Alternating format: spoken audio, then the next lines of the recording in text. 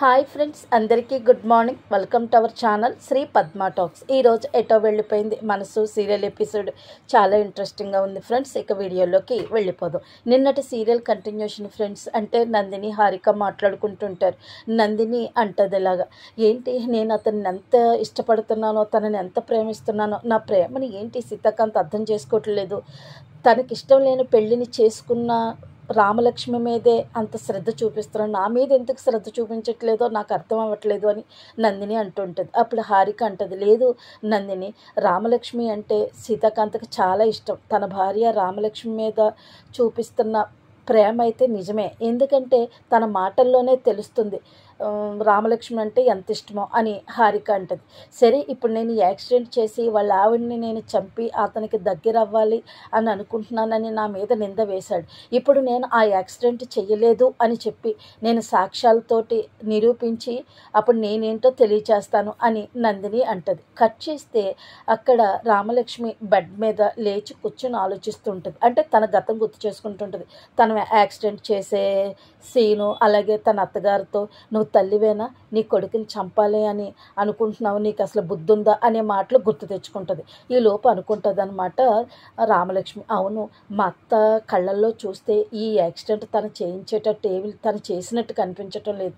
ఇది ఎవరు చేశారబ్బా, అయినా వాళ్ళ అబ్బాయిని చంపాలి అని అనుకుంటే నాకు పెళ్ళి అవ్వకముందే చంపను కదా, ఇప్పటి వరకు ఉండదు కదా, అయినా ఈ యాక్సిడెంట్ ఎవరు చేశారు అని ఆలోచిస్తూ ఉంటాడు. ఈ లోపు సీతాకాంత్ లోపలికి వచ్చి గుడ్ మార్నింగ్ రామలక్ష్మి అని అంటాడు. గుడ్ మార్నింగ్ సార్ అంటది. మంచం నుంచి లేచిపోతుంది రామలక్ష్మి. ఎందుకు 2 రోజులు ఇంకా రెస్ట్ తీసుకో, పడుకో ఎందుకు అని అంటే, లేదు సార్ నేను ఐఎమ్ ఆల్ రైట్, నేను బాగానే ఉన్నానని లేచి చూపిస్తూ ఉంటుంది. సరే అంటే ఇద్దరు నవ్వుకుంటుంటారు. అబ్బా నువ్వు నవ్వుతుంటే నాకు చాలా సంతోషంగా ఉంది రామలక్ష్మి అంటది. అప్పుడు రామలక్ష్మిని మనసులో అనుకుంటూ ఉంటుంది అనమాట, నేనంటే సార్కి ఎంత ఇష్టమో నాకు అర్థమవుతుంది అని చెప్పేసి అనుకుంటుంటుంది. అనుకుంటే సరే నిన్న గుడికి వెళ్ళాలన్నావు కదా, మొక్కు ఏదో ఉందన్నావు కదా, తీర్చుకోవాలన్నావు కదా, రా ఇద్దరం కలిపి గుడికి వెళ్దాం, నువ్వు రెడీ అవ్వంటే అదే సరే సరే అని అక్కడికి వెళ్ళిపోద్ది. ఈ లోపు సీతాకాంత్ వాళ్ళ తాతయ్య వస్తాడు.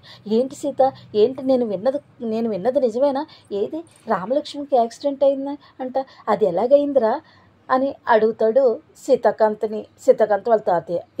రా తాతయ్య చెప్తానని బయటికి తీసుకొచ్చేసి అప్పుడు చెప్తాడు వాళ్ళ తాతయ్యకి. లేదు ఇప్పుడు మన కంపెనీలో ఎన్ఎస్కే గ్రూపు పెట్టుబడి పెట్టింది కదా, తన ఎండి ఎవరనుకుంటున్నావు, నందిని, నా కాలేజీలో నా జూనియర్. తను నన్ను చాలా ఇష్టపడ్డది, కాలేజీ రోజుల్లో నన్ను ప్రేమించాను అని చెప్పి నా వెనకాల తిరిగేది. నేను తనని ప్రేమించలేదని క్లియర్గా చెప్పాను. కానీ నా బిజినెస్ అంటే నాకు చాలా ఇష్టం, నేను బిజినెస్ సొంతంగా పెట్టాలనే ఆలోచన ఉండేది కదా తాతయ్య, అందుకని వాళ్ళ నాన్నగారికి పెద్ద కంపెనీ, ఆ కంపెనీలో చేస్తే నాకు అనుభవం వస్తుందని చెప్పి నేను వాళ్ళ కంపెనీలో జాయిన్ అయిన తర్వాత నేను ప్రేమిస్తున్నాను, నువ్వు లేకపోతే నేను లేను అని చెప్పి నన్ను చాలా ఇబ్బంది పెట్టేది. తన చెయ్యి కూడా కోసుకుందనమాట నేను ప్రేమించట్లేదని. ఎప్పుడైతే తను అలా చెయ్యి కోసుకుందో నేను రిజైన్ చేసి వచ్చేసాను, ఎందుకంటే తనకు నేనంటే ఇష్టం. అందుకే ఇప్పటివరకు తను పెళ్లి చేసుకోలేదు. తనకు చాలా పట్టుదల, తనకు దక్కనది ఏదైనా ఉంటే దక్కించుకునేదాకా తను వదలదు. అందుకనే తనే ఈ యాక్సిడెంట్ చేయించిందేమో, రామలక్ష్మికి తనే యాక్సిడెంట్ చేయించిందేమో నాకు అనుమానంగా ఉంది తాతయ్య అనేసి అంటాడు సీతాకాంత్ వాళ్ళ తాతయ్యతో. సీతాకాంత్, అవునా నిజమా, అయ్యో మరి ఇప్పుడు ఎలాగరా, ఆవిడ అన్ని పెట్టుబడి పెట్టింది కదా మన ఆఫీస్లో, ఇప్పుడు ఏం చేద్దాం అనుకుంటున్నావు నువ్వు అని సీతాకాంత్ వాళ్ళ తాతయ్య అడుగుతాడు. అప్పుడు వేరే కంపెనీలో పెట్టుబడుల కోసం చూస్తున్నాను తాతయ్య, వేరే కంపెనీలు మన కంపెనీలో పెట్టుబడులు పెట్టిన తర్వాత ఎన్ఎస్కే గ్రూప్ పెట్టుబడులను తగ్గించేస్తాను, ఇంకా ఆ అమ్మాయిని దూరం పెట్టేవాలని ప్రయత్నం చేస్తున్నాను తాతయ్య, ఆ నందినిని దూరం పెట్టాలని ప్రయత్నం చేస్తున్నాను అన్నయ్య తాతయ్య, లేకపోతే ఆ అమ్మాయితో ఎప్పటికైనా నాకు రామలక్ష్మికి చాలా ప్రమాదం ఉంది తాతయ్య అని చెప్తాడు సీతాకాంత్. సరేరా అని చెప్పేసి, అయితే నేను మాట చెప్తాను, ఈ కష్టాలన్నీ పోవాలి అంటే నువ్వు ఒక్కసారి గురువు గారిని కలవరా, పరిష్కారం ఏదైనా చెప్తాడు, నువ్వు అర్జెంటుగా గురువు గారిని కలు అని చెప్తాడు సీతాకాంత్ వాళ్ళ తాతయ్య. సరే తాతయ్య అని చెప్పేసి అప్పుడు రామలక్ష్మి సీతాకాంత్ కారులో గుడికి వెళ్తారు. గుడికి వెళ్ళి గురువు గారిని కలుస్తారు. నమస్తే అండి అంటే, నమస్తే, నీ గురించే చూస్తున్నాను సీతాకాంత్, నువ్వు ఫోన్ చేసావు కదా అని అంటది. ఈలోపు రామలక్ష్మిని, నువ్వు గుళ్ళో మొక్కుందన్నావు కదా, ఆ పక్క గుళ్ళో అది మొక్కు తీర్చేసుకొని నేను ఈలోపు గురువుగారితో మాట్లాడతానంటే, సరేనండి నమస్కారం పెట్టి అక్కడి నుంచి వెళ్ళిపోతుంది రామలక్ష్మి. అప్పుడు కూర్చో సీతాకాంత్ అంటే కూర్చుంటుంది. ఏంటి నీ పరిస్థితి, నీ ప్రాబ్లం ఏంటి అని అడుగుతాడు ఆ గురువుగారు. అడిగితే ఏమీ లేదండి, నేను నాకు రామలక్ష్మికి అనుకోని పరిస్థితుల్లో పెళ్ళయింది. క్రమక్రమంగా తనను నేను ఇష్టపడి తనను ప్రేమిస్తున్నాను. అయితే తనకి ఈ విషయం చెప్దాము అని అనుకున్నప్పటికి చాలా అడ్డంకులు వస్తున్నాయి. అలాగే ఇప్పుడు తనకి ఏదైనా అవుతే నేను ఉండలేని పరిస్థితి. అందుకని తనకేమీ జరగకూడదు, తనకేమీ అపకారం జరగకూడదు, మాకేమైనా దోషాలు ఏమైనా ఉన్నాయా చూడండి గురువుగారు అంటాడు. సరే అని చెప్పేసి కళ్ళు మూసుకుని ధ్యానం చేస్తూ ఉంటాడు ఆ గురువుగారు. ధ్యానం చేసే టైంలో రామలక్ష్మికి యాక్సిడెంట్ అయినట్టు అవన్నీ అతను ఆ ధ్యానంలో అతనికి కనపడతాయి అన్నమాట. అప్పుడు వెంటనే కళ్ళు తెరిచి, మీ రామలక్ష్మికి రీసెంట్గా ఒక ప్రమాదం జరిగింది, కారు ప్రమాదం జరిగింది అని చెప్తాడు గురువుగారు. అవునండి, అందుకే నాకు భయం వేసే నేను మీ దగ్గరికి వచ్చాను అని చెప్తాడు. అంటే అయ్యో, మీ ఇద్దరి జాతకాలు చాలా బాగాలేదు, ఇప్పుడు మీకు గ్రహాలు అనుకూలంగా లేవు, మీకు చాలా కష్టాలు వస్తాయి, మీరిద్దరూ కలుద్దామని అన్నప్పటికీ చాలా దుష్ట శక్తులు మిమ్మల్ని ఇద్దరిని విడదీస్తాయి, మీరిద్దరూ కలిసే టైము ఇంకా రాలేదు, అంటే దీనికి ఏదైనా పరిష్కారం చెప్పండి గురువుగారంటే, అయితే చెప్తున్నాను విను, ఎందుకంటే విధిరాత తలరాతను మార్చలేదు, ఏది జరగాలని ఉంటే అది జరిగి తీరుతుంది అని మళ్ళీ గురువుగారు అంటాడు. అలా కాదండి, నాకు ఏదైనా కొంచెం పరిష్కారం చెప్పండి, దీనికి ఏదో ఒక పరిష్కారం ఉంటుంది కదా అని అంటాడు సీతాకాంత్. సరే అయితే ఇది ఇప్పుడు శ్రావణ మాసం, ఈ శ్రావణ మాసము అమ్మవారికి చాలా ప్రీతికరం, అందుకని అమ్మవారికి నువ్వు వ్రతం చేయించి అక్కడ మీ భార్యాభర్తలు ఇద్దరు కలిపి వ్రతం చేసి అక్కడ ఒక యాగం చేయిస్తే, చండీ యాగం చేయిస్తే మీకు కొన్ని కష్టాలన్నీ తీరిపోతే, మీకు కొన్ని ఇబ్బందులు అయితే తగ్గుతాయి అని చెప్తాడు గురువుగారు. చాలా థ్యాంక్స్ అండి, నేను ఇప్పుడే చేసుకుంటాను పూజ అని చెప్పేసి అక్కడి నుండి వచ్చేస్తాడు సీతాకాంత్. అప్పుడు వాళ్ళ ఆవిడ కూడా కారు దగ్గర ఉంటాడు సీతాకాంత్. వాళ్ళ ఆవిడ పూజ చేసుకుని వచ్చేది.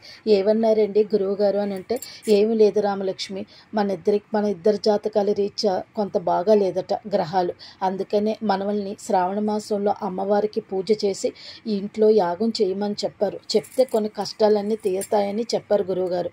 సరే ఇప్పుడు మనం పూజ చేద్దాం, ఇంటికెళ్ళి వ్రతం యాగం చేద్దాం, సరేనంటే సరేనండి అని మళ్ళీ ఇద్దరు ఇంటికి వచ్చేస్తుంటారు. ఈలోపు రామలక్ష్మి వాళ్ళ అత్తగారు సందీప్ వాళ్ళ ఆవిడ వస్తారు హాల్లో. ఏంటి శ్రీవల్లి, సీత కనిపించట్లేదు, రామలక్ష్మి కనిపించట్లేదు, ఎక్కడికి వెళ్ళారు అంటది. అదే అత్తయ్య గారు, నాకు తెలియదు, నేను మిమ్మల్ని అడుగుదామని వచ్చాను అని చెప్పేసి అంటూ ఉంటుంది శ్రీవల్లి. ఈలోపు ఏదైనా మళ్ళీ రామలక్ష్మి ఏదైనా కొత్త ప్లాన్ ఏమన్నా వేస్తుందేమో అని నాకు అనుమానం అమ్మ అంటాడు సందీప్. ఆవిడ ఏం ప్లాన్లు వేసినా దానిని తిరగొట్టే ప్రయత్నం నేను చేస్తాను కదా అంటది రామలక్ష్మి వాళ్ళ అత్తగారు. ఈలోపు సీతాకాంత్ వాళ్ళ ఆవిడ వస్తారు. అదిగో బావగారు రామలక్ష్మి అక్కయ్య వచ్చేస్తున్నారు అంటది శ్రీవల్లి.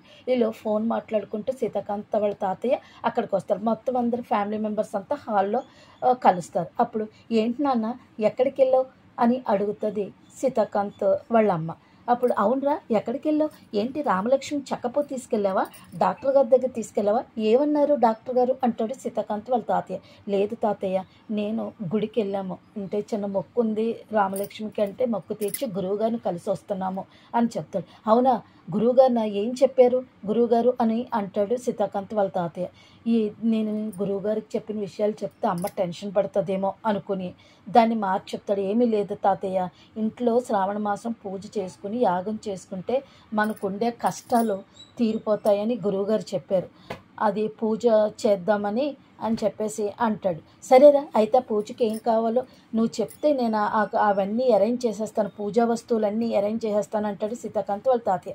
నేను లిస్ట్ ఇస్తాను తాతయ్య అంటది. సరే తొందరగా ఇచ్చే, నేను మొత్తం సామాను అన్నీ తెప్పించేస్తాను అని అంటాడు. అక్కడ నుండి రామలక్ష్మి సీతాకాంత్ వెళ్ళిపోతారు. ఈలోపు రామలక్ష్మి వాళ్ళ అత్తగారు శ్రీవల్లి మాట్లాడుకుంటుంటారు. ఏంటి అత్తయ్య గారు, ఎవరి కోసం చేస్తున్నాడు ఈ పూజ, రామలక్ష్మి కోసమా మీకోసమైతే నాకు కాదనుకుంటున్నాను, ఒకవేళ రామలక్ష్మి అత్తయ్య గురించి చేస్తున్నారేమో పూజ అని అంటది శ్రీవల్లి. సరే తెలుసుకుంటాను అని అంటది. కట్ చేస్తే గార్డెన్లో సీతాకాంత్ కూర్చుని ఆలోచిస్తూ ఉంటే నందిని ఎక్కడికి అని ఆపుతాడు సీతాకాంత్. ఏంటి, నేను రామలక్ష్మిని చూడటానికి వచ్చాను అన్నట్టు, ఏంటి చేసిందంతా చేసి యాక్సిడెంట్ చేసి ఏమీ తెలియనట్టు రామలక్ష్మి చూడటానికి వస్తున్నావా? అసలు నీ నీడ నా భార్య రామలక్ష్మి మీద పడడానికి వీల్లేదు అని గట్టిగా అరుస్తాడు. ఏంటి ఏంటి సీత, ఇదేనా నువ్వు నన్ను అర్థం చేసుకునేది? నన్ను ఎందుకు అలా క్రిమినల్గా చూస్తున్నావు? నేను అలా ప్రాణాలు తీసేదాన్ని కాదు. నన్ను ఎందుకు నువ్వు అర్థం చేసుకోవట్లేదు? నేను రామలక్ష్మి నేనెందుకు చంపుతాను అని అంటే, నువ్వు చాలా నీ గురించి నాకు తెలియదా? అలాగే నేనేంటో కూడా నీకు తెలుసు. నువ్వు దక్కని దానికోసం నువ్వు ఎంతకైనా వెళ్తావు. అది నేనేమి నీకు నీ ఆటలేవి నేను సాగనివ్వను. ఇంకెక్కడి నుంచైనా నా భార్యకు దూరంగా ఉండు. నీ నీడ నా భార్య మీద పడితే మాట మర్యాద తక్కదు నందిని అని గట్టిగా అరుస్తాడు. అదేంటండి మీరు అలా మాట్లాడుతున్నారు? నేను ఈ యాక్సిడెంట్ చేయలేదంటే మీరు నమ్మరు ఎందుకు? నన్ను ఎందుకు నమ్మరు మీరు? సరే, నేను ఈ యాక్సిడెంట్ నేను చెయ్యలేదు అని మీకు సాక్ష్యాలతో సహా మీ ముందెడతాను. అప్పుడే మిమ్మల్ని కలుస్తాను. ఇంకా ఉంటానని చెప్పి చేతులు రెండు దండం పెట్టేసి అక్కడి నుండి నందిని వెళ్ళిపోతుంది. సీతాకాంత్ అలాగ ఆలోచిస్తూ ఉంటాడు. అంతే ఫ్రెండ్స్ ఈరోజు episode. Please friends like subscribe చేయండి. Bye friends.